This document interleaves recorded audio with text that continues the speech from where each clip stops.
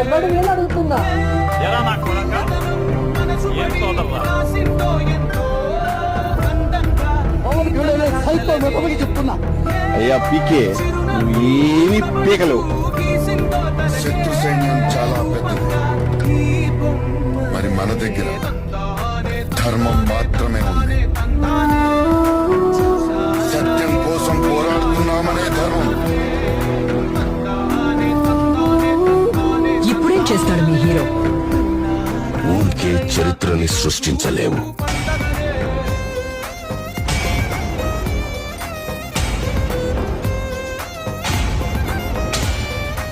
దానికి కావాల్సిందల్లా చిన్న నిప్పురవ.